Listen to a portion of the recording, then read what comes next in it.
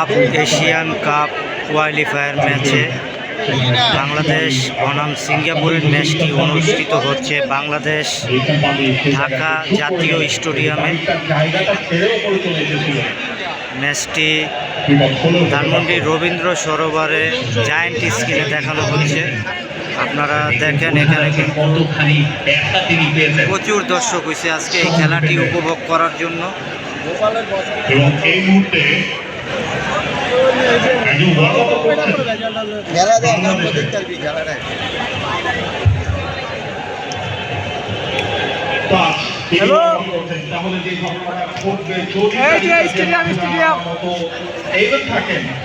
India ম্যাচে যেটা হলো তপু বর্মন উঠে গিয়েছিলেন